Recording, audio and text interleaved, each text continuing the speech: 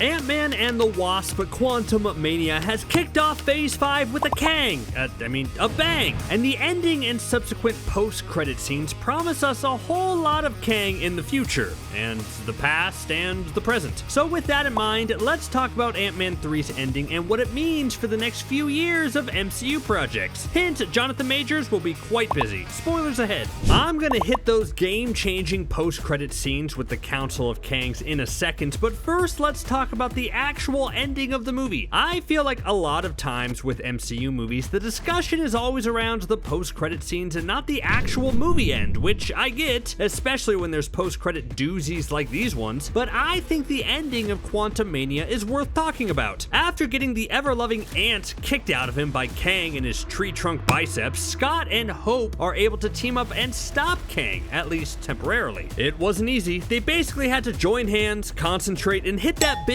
like button below and subscribe to CBR to win an oh quick, Kang is here right now, do it, hit the button or else he's gonna knock my head off with his huge fist. Anyways, it's important to note that Kang was adamant the whole movie about his role in coming events. It's revealed that he not only wants to conquer all his other variants in all the other universes, because if not, then the multiverse is going to destroy itself. Sounds like he's a lot like Thanos in that way. You know, eliminate a few to save a lot. Only on Kang's level, it's like eliminate trillions to save every universe in existence. Of course, Scott and Hope and the rest of the Ant family are only determined to stop Kang from escaping. It's only when Scott's out, scot-free from the quantum realm, that he starts to truly comprehend the coming events. Was he wrong to stop Kang? By stopping Kang, did Scott and Hope doom the entire multiverse? That's what we gotta wait to find out for. Overall, I liked this tease and the movie's ending. Sure, the final joke of the movie about the bad-tasting cake before the cut to credits fell flat, at least in my theater, but the way they handled the balance between stopping Kang and teasing Kang being the big threat down the line was really effective. And now is Scott's position to be a major player in the next two phases? Just like he was the resident time travel quantum realm expert, Scott is now the Kang connoisseur. You're right. When Kang comes back, Scott will probably have to be the one to tell all the Avengers, right? Woohoo, more Ant-Man. I'm just saying Ant-Man is in a much better place to be a main hero going forward than like Thor or any of the Eternals, right? Anyways, the last thing I'll wonder about the Ant-Man 3 ending is if we'll ever see the quantum realm again. The residents there, including William Jackson Harper, who really should have waited for the Mr. Fantastic role, are now free and have to rebuild their society. There's a ton more stories to tell down there, including the Micronauts, which is a microverse super team. Sure, the quantum realm budget is probably astronomical, but still, we just scratched the surface to the weird and wild. Let's not stop there. Oh, I didn't even mention the biggest moment of the Ant-Man ending. There's a new Avenger, MODOK. Well, maybe not, but I will say that joke was probably the funniest in the movie for me. Although MODOK wasn't as weird as I wanted him to be, and as much as I love Corey Stoll, I do miss Patton Oswalt voicing the character like he did in the Hulu show. Oh, no one took the cans out? Oh, that was canceled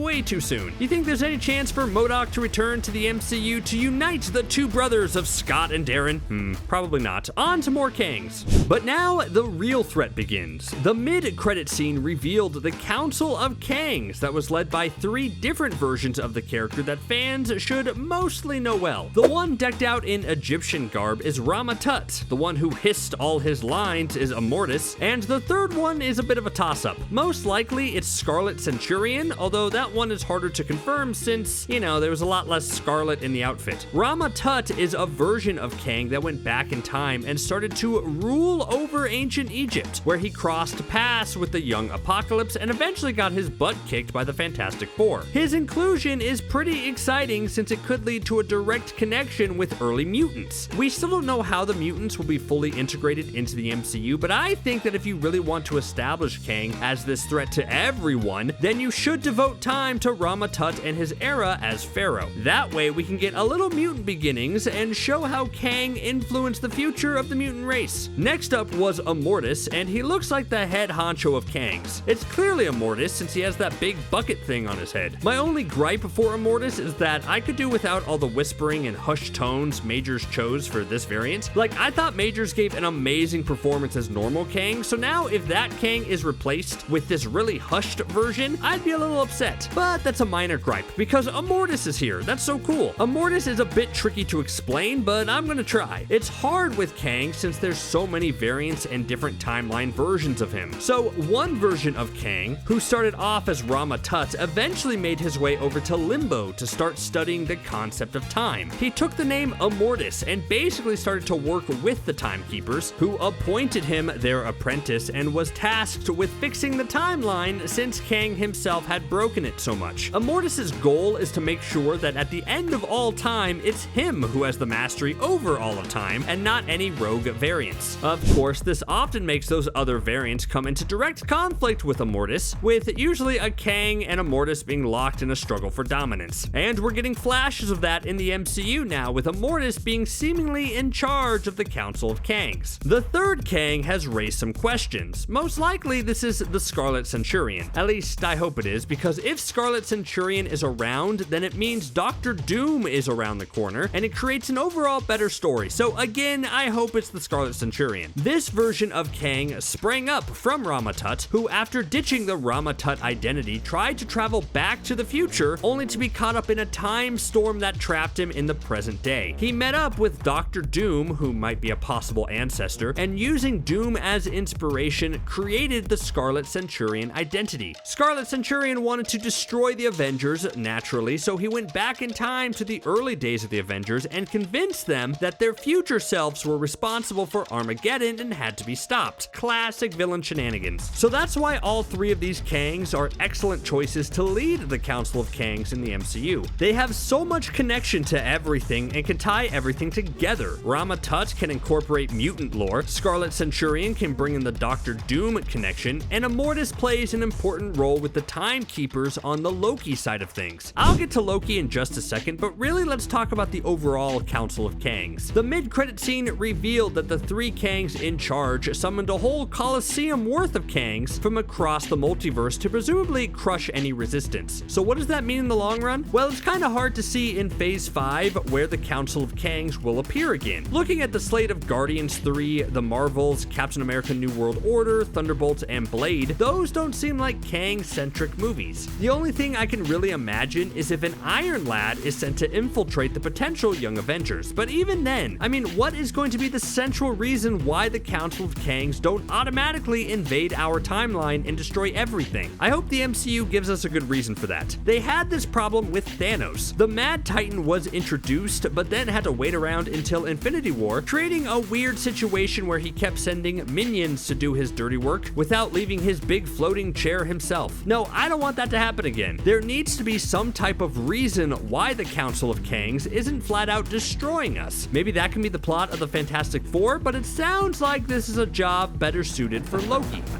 The post-credit scene for Quantumania was actually just a brief tease for Loki Season 2, where it revealed another important Kang variant. Yes, that's right, Victor Timely is here. In the comics, after suffering another big defeat, Kang went back to the early 20th century to use his knowledge of the future to become a successful businessman named Victor Timely. And man, sometimes it's quite unfortunate that the MCU is beholden to names in the comics, because Kang choosing Victor Timely as his moniker is super cheesy and not very menacing. Anyways, Victor Timely shows up in the early days Wisconsin, becomes the mayor, and establishes the business known as Timely Enterprises. One thing leads to another, and eventually Chronopolis, a fortress out of sync with time, is created, and it becomes this central location for Kang and all his evil activities. What's really interesting about Victor Timely is that in the comics, Timely, aka Kang, eventually employs Phineas Horton, and thanks to the job, Phineas is able to develop the Human Torch android, aka one of the very first Marvel heroes. If Loki Season 2 follows any of the comics, we could get an instance where it's revealed that Kang is in fact the architect of the entire foundation of superheroes. How wild will that be?